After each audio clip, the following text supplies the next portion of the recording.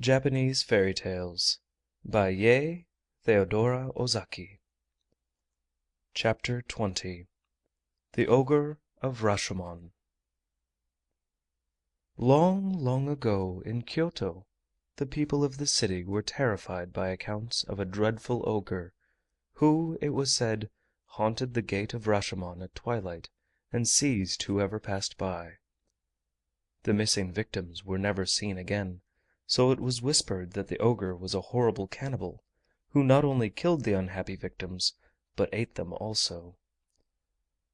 Now everybody in the town and neighborhood was in great fear, and no one durst venture out after sunset near the Gate of Rashomon.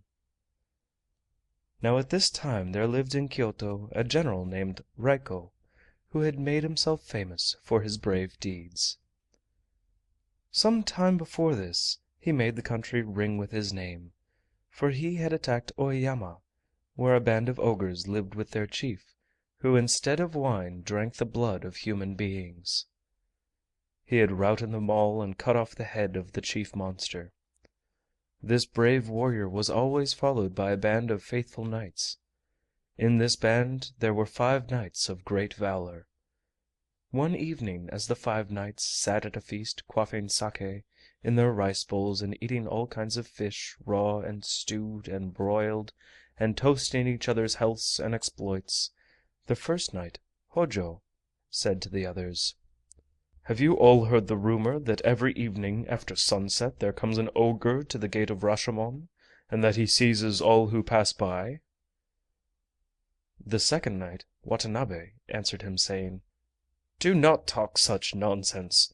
All the ogres were killed by our chief Raiko at Oeyama. It cannot be true, because even if any ogres did escape from that great killing, they would not dare to show themselves in this city, for they know that our brave master would at once attack them if he knew that any of them were still alive." "Then do you disbelieve what I say, and think that I am telling you a falsehood?" "No, I do not think that you are telling a lie," said Watanabe, "but you have heard some old woman's story which is not worth believing." "Then the best plan is to prove what I say by going there yourself and finding out yourself whether it is true or not," said Hojo. Watanabe, the second knight, could not bear the thought that his companion should believe he was afraid, so he answered quickly: "Of course, I will go at once and find out for myself." So Watanabe at once got ready to go. He buckled on his long sword, and put on a coat of armor, and tied on his large helmet. When he was ready to start, he said to the others: "Give me something so that I can prove I have been there." Then one of the men got a roll of writing paper and his box of Indian ink and brushes, and the 4 comrades wrote their names on a piece of paper. "I will take this," said Watanabe, "and put it on the Gate of Rashomon, so tomorrow morning you will all go and look at it. I may be able to catch an ogre or 2 by then." And he mounted his horse and rode off gallantly. It was a very dark night, and there was neither moon nor star to light Watanabe on his way. To make the darkness worse, a storm came on. The rain fell heavily and the wind howled like wolves in the mountains.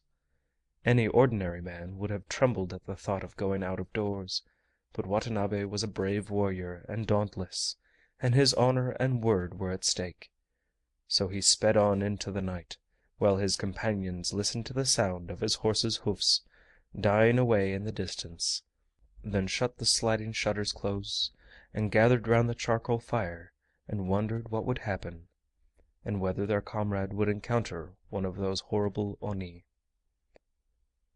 At last Watanabe reached the Gate of Rashomon, but peer as he might through the darkness, he could see no sign of an ogre. "It is just as I thought," said Watanabe to himself. "There are certainly no ogres here. It is only an old woman's story. I will stick this paper on the gate so that the others can see I have been here when they come tomorrow, and then I will take my way home and laugh at them all."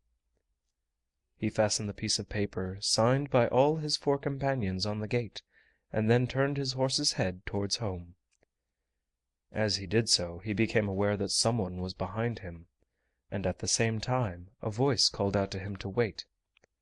Then his helmet was seized from the back. "Who are you?" said Watanabe fearlessly. He then put out his hand and groped around to find out who or what it was that held him by the helmet. As he did so he touched something that felt like an arm. It was covered with hair, and as big round as the trunk of a tree. Watanabe knew at once that this was the arm of an ogre, so he drew his sword and cut at it fiercely. There was a loud yell of pain, and then the ogre dashed in front of the warrior. Watanabe's eyes grew large with wonder, for he saw that the ogre was taller than the great gate. His eyes were flashing like mirrors in the sunlight, and his huge mouth was wide open, and as the monster breathed, flames of fire shot out of his mouth. The ogre thought to terrify his foe, but Watanabe never flinched. He attacked the ogre with all his strength, and thus they fought face to face for a long time. At last the ogre, finding that he could neither frighten nor beat Watanabe, and that he might himself be beaten, took to flight. But Watanabe, determined not to let the monster escape, put spurs to his horse and gave chase. But though the knight rode very fast, the ogre ran faster, and to his disappointment he found himself unable to overtake the monster, who was gradually lost to sight. Watanabe returned to the gate where the fierce fight had taken place, and got down from his horse. As he did so he stumbled upon something lying on the ground.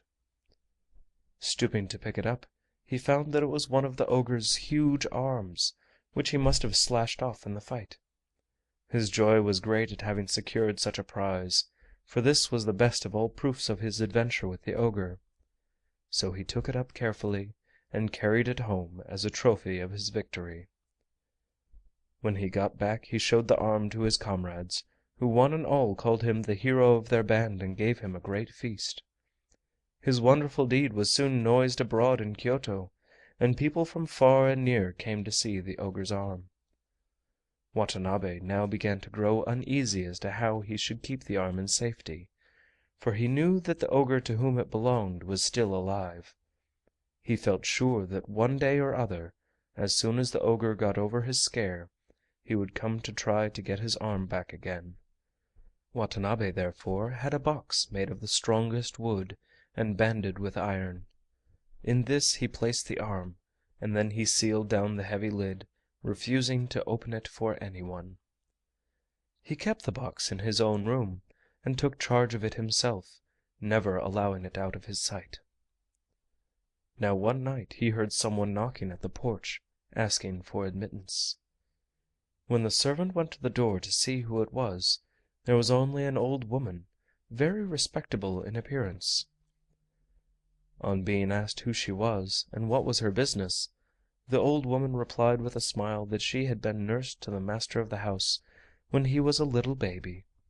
If the lord of the house were at home, she begged to be allowed to see him. The servant left the old woman at the door and went to tell his master that his old nurse had come to see him. Watanabe thought it strange that she should come at that time of night, but at the thought of his old nurse, who had been like a foster mother to him, and whom he had not seen for a long time, a very tender feeling sprang up for her in his heart. He ordered the servant to show her in. The old woman was ushered into the room, and after the customary bows and greetings were over, she said: "Master, the report of your brave fight with the ogre at the Gate of Rashomon is so widely known that even your poor old nurse has heard of it. Is it really true what everyone says, that you cut off one of the ogre's arms? If you did, your deed is highly to be praised." "I was very disappointed," said Watanabe, "that I was not able to take the monster captive, which was what I wished to do, instead of only cutting off an arm." "I am very proud to think," answered the old woman, "that my master was so brave as to dare to cut off an ogre's arm. There is nothing that can be compared to your courage. Before I die, it is the great wish of my life to see this arm," she added pleadingly. "No," said Watanabe, I am sorry, but I cannot grant your request." "But why?" asked the old woman. "Because," replied Watanabe, "ogres are very revengeful creatures, and if I open the box, there is no telling but that the ogre may suddenly appear and carry off his arm. I have had a box made on purpose with a very strong lid, and in this box I keep the ogre's arm secure, and I never show it to anyone, whatever happens." "Your precaution is very reasonable," said the old woman, "but I am your old nurse, so surely you will not refuse to show me the arm. I have only just heard of your brave act, and not being able to wait till the morning, I came at once to ask you to show it to me." Watanabe was very troubled at the old woman's pleading, but he still persisted in refusing. Then the old woman said: "Do you suspect me of being a spy sent by the ogre?" "No, of course I do not suspect you of being the ogre's spy, for you are my old nurse," answered Watanabe. "Then you cannot surely refuse to show me the arm any longer," entreated the old woman, "for it is the great wish of my heart to see for once in my life the arm of an ogre." Watanabe could not hold out in his refusal any longer, so he gave in at last, saying: "Then I will show you the ogre's arm, since you so earnestly wish to see it. Come, follow me," and he led the way to his own room, the old woman following. When they were both in the room, Watanabe shut the door carefully, and then going towards a big box which stood in a corner of the room, he took off the heavy lid.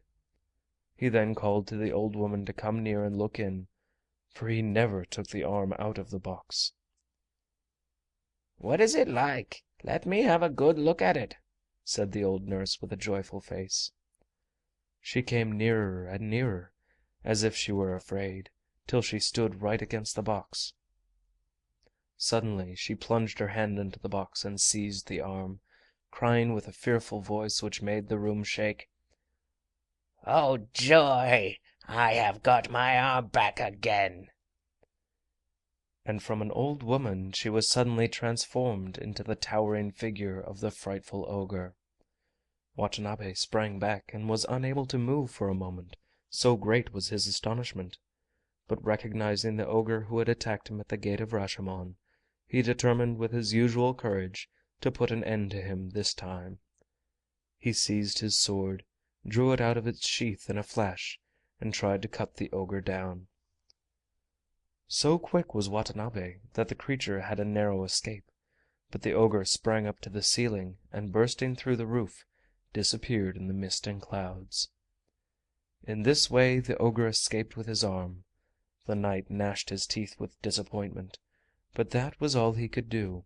He waited in patience for another opportunity to dispatch the ogre, but the latter was afraid of Watanabe's great strength and daring, and never troubled Kyoto again. So once the people of the city were able to go out without fear even at night time, and the brave deeds of Watanabe have never been forgotten. End of chapter 20. The Ogre of Rashomon.